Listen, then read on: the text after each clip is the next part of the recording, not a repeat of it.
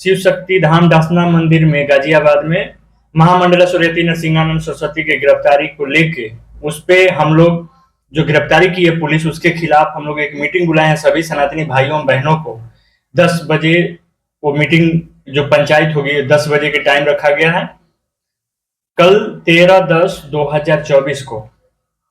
दूसरी चीज ये रह गई कि तमाम ये मुल्ला मौलवी चिल्ला रहे हैं शस्त्रों को लेके भी, शास्त्र के भी लेके, कि शस्त्र पूजन हिंदू करके दिखाना क्या चाहता है। तो तुम्हें तुम्हारी क्यों फट रही है, मैं ये नहीं समझ पा रहा हूँ। तुम्हें उससे क्या मतलब है, ये भी नहीं समझ पा रहा है कोई। वो हमारे धर्म का बात है, मैं सलटूंगा ना कि कैसे हमें क्या करना है। तुम्हारे हिसाब से थोड़ी चलूंगा, नहीं तो मेरे हिसाब से तुम चलो जो जो तुम्हारे कुरान में गलती लिखा है। जैसे कि जो कुरान में लिखा हुआ है वही चीज बोल दो तो कहते हैं कि सर कलम कर देंगे। मोहम्मद के बारे में स्पष्ट लिखा हुआ है, अब वही चीज अगर तुम बोल दिए तो क्या तो पूरा फतवा जारी कर देंगे गर्दन उतारने के लिए। जैसे धर्म संसद हुआ था उस टाइम महामंडलेश्वर यति नरसिंहानंद सरस्वती जी पे 1.5 करोड़ रुपया का इनाम रखा गया था, जो अभी तक है। जो इसका कहा गया था कि जो गर्दन उतार के लाएगा उसे 1.5 करोड़ रुपया दी जाएगी।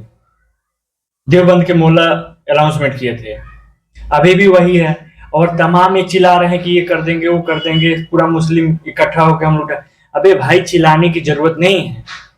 और ये जो पैजामे अभी तक अपने नाप के पैजामे ना सिलवा पाए, वो तुम पूरे हिंदुओं को काट दोगे। कोई कह रहा है कि हुआ कोई सोशल मीडिया पर वायरल हो रहा है, कह रहा है 80 करोड़ हिंदुओं को मैं अपने पैर के नाखून पे रखता हूँ, जब मन तब कुचल दूंगा।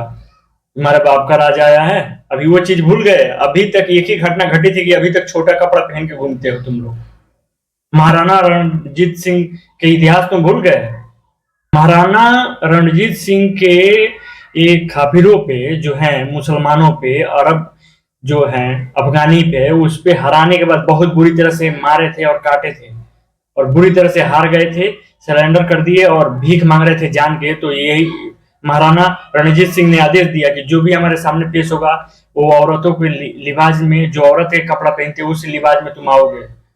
तब से चूड़ीदार जो पहन के घूमते हैं ना, कुर्ता और पैजामा, तब से अभी तक वही चली आ रही है परंपरा, वही पहनते हैं। अभी इनको पता ही नहीं है। और हमारे हिंदू भाई कितने पता भी नहीं होगा कि ये समझ रहे होंगे कि मुसलमानों के ड्रेस है, नहीं, ये डर से पहने थे।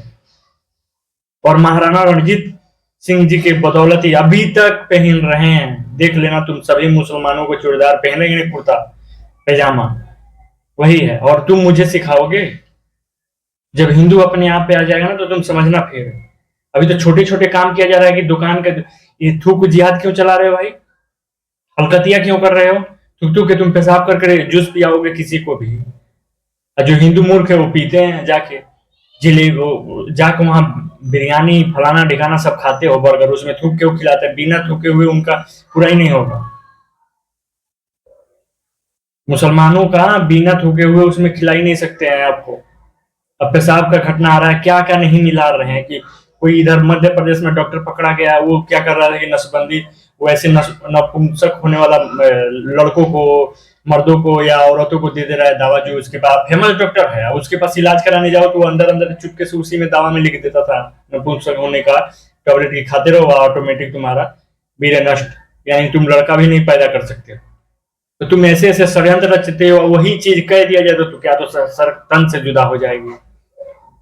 तो अब ये हिंदू में भी अब वही होगा। कल जो मीटिंग बुलाई गई है ना, उसमें अब हम लोग भी कोशिश कर रहे हैं कि ऐसा कानून बनाया जाए कि जो हमारे देवी देवताओं के अभद्र बोलते हैं, जैसे ज्ञानवापी मस्जिद कर लेकर देख लीजिए, तो उसमें जो अभद्र बोल रहा है उसका भी गर्दन अब उतारा जाएगा। अब तुम अपने चालाकी ना करोगे, जो तुम लिख दिए हो उसी को बोल देने कहोगे कि गर्दन काट देंगे। पूरे भारत में बवाल किए थे अभी महामंडलेश्वर यति नरसिंहानंद सरस्वती जी को लेके, जो अभी पुलिस हिरासत में ली है। पूरे भारत में पूरा बवाल किए थे, थाना पर धरना प्रदर्शन, तोड़फोड़, पुलिस वालों को मारना। हम यहाँ 4 तारीख को क्या हुआ, महामंडलेश्वर जहां रहते हैं देवी शक्ति दासना में, चालाकी देखो कितने षड्यंत्र के तहत सब प्रोग्राम हुआ है। जो बुजुर्ग है मुसलमान के, वो चले गए थाने पुलिस वाले को बहलाने फुसलाने, और पूरे युवा को जो 35 साल तक हैं उनको भेज दिया गया कि मठ पूरा घेर लो और जो मिले उसे मार दो।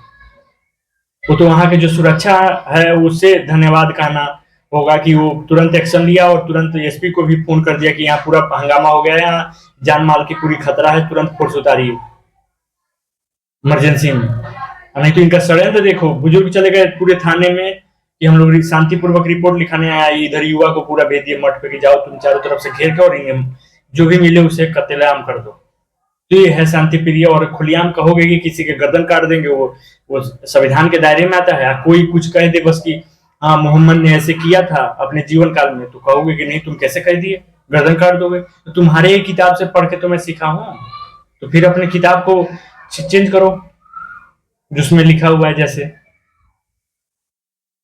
तुम जो लिखे हो वही चीज पढ़ के बताते हो तो भड़क जाते हो, कहते हो कि मेरे मोहम्मद और प्रॉपर्टी के बारे में कैसे बोल दिया, जो गुस्ताखी करेगा उसका सत्तन से अलग हो जाएगा।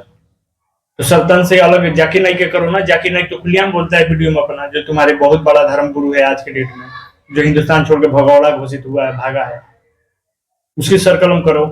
तमाम मुल्ला मौलवी हैं जो बताते हैं तुम्हारे कुरान में लिखा हुआ है, कुरान अपना ठीक से पढ़ लो। सिर्फ मदरसे में जाके जो मौलवी उल्टा सीधा पढ़ा रहे हैं वही मत पढ़ो, नहीं तो अब तुम्हारा भी उसी तरह व्यवस्था होगा।